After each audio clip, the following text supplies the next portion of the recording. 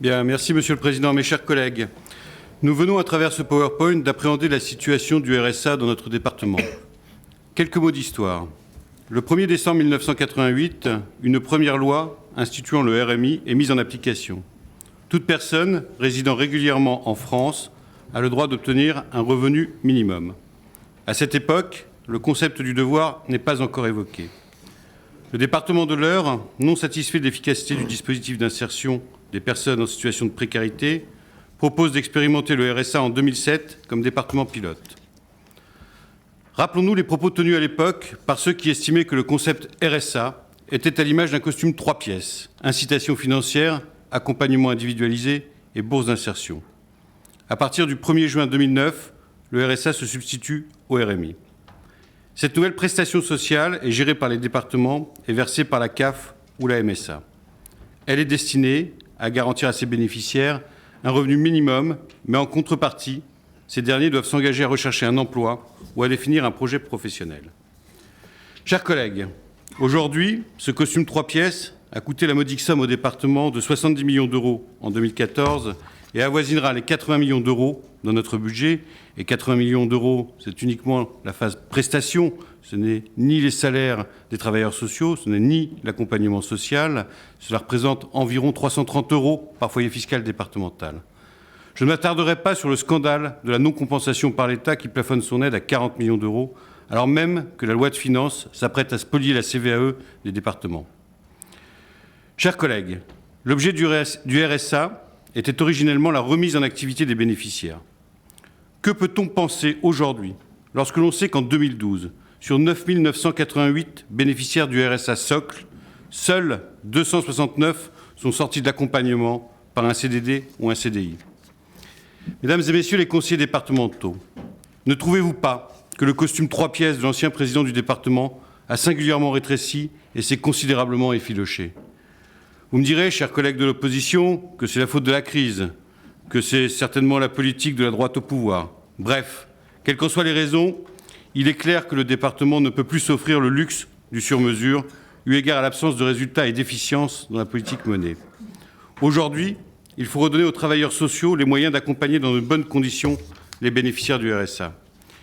Il faut que notre cap commun soit porté par tous. Ce cap, il n'y en a qu'un, c'est la remise en activité des bénéficiaires. Il faut sortir de cette logique de saupoudrage qui a si longtemps prévalu dans cette institution et pas uniquement sur le RSA. Nous devons nous donner absolument les moyens de développer de nouveaux outils, plus adaptés, plus performants et dont nous devrons systématiquement vérifier l'efficience. Il est temps d'avoir un langage de vérité. Nos concitoyens exigent de la classe politique le sens des responsabilités. L'avoir, c'est être en mesure de reconnaître que l'on s'est trompé, que les outils sont à revoir. Bref, qu'il faut réinterroger la politique publique. Le temps du « never explain, never complain » de la reine Victoria est définitivement révolu. Il faut redire avec force qu'une politique de solidarité ne peut s'assumer que lorsqu'elle est juste pour l'ensemble des citoyens. Reconnaître que le RSA est juste n'est pas simplement une erreur, c'est une faute politique, c'est une faute morale. Comment nous gargariser d'une prestation juste alors que le taux de non-recours du RSA activité avoisine le chiffre de 66% au niveau national ? Rappelons que ce sont les travailleurs pauvres qui pourraient en bénéficier et qui ne le font pas, faute d'une information suffisante. Comment peut-on se satisfaire d'une prestation dont tout le monde sait qu'une fraude organisée existe, avec les fausses déclarations de situation notamment ?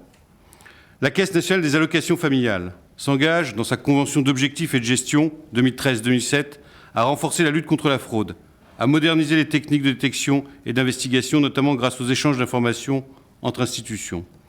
Elle s'engage aussi à développer le partenariat en généralisant et automatisant les signalements de fraude. Eh bien, mes chers collègues, je propose aujourd'hui que nous soyons acteurs de cette lutte contre la fraude afin de maîtriser les risques et de tout mettre en action pour verser le juste droit. Dans le cadre du RSA, il est prévu aussi d'appliquer des sanctions à ceux qui ne respectent pas les devoirs auxquels ils s'engagent suite au versement de la prestation. Ces sanctions sont nécessaires au respect et à la compréhension du dispositif par la société tout entière. Mesdames et messieurs, le groupe Peur Avenir propose que cette journée soit le symbole de l'ouverture de plusieurs chantiers indispensables ayant pour objectif la modernisation de l'action sociale. Chantier numéro 1, concevoir un nouveau parcours général d'insertion. Chantier 2, proposer un accompagnement social renforcé pour les monoparents. Chantier 3, veiller à l'harmonisation des pratiques professionnelles dans l'accompagnement. Chantier 4, lutter contre la fraude en développant les échanges entre institutions et en renforçant le contrôle sur pièces. Chantier 5, payer le juste droit et rendre compte. Mes chers collègues, toutes ces actions visent à optimiser les services du département en direction de ceux qui en ont le plus besoin. Ne pensez-vous pas que l'enveloppe budgétaire de plus de 70 millions d'euros mérite plus qu'un peu d'attention ? Dans une société qui, chaque jour, affiche le visage de l'individualisme rampant, de l'égoïsme de certains, de la dureté, nous souhaitons réaffirmer la nécessité d'une solidarité entre tous.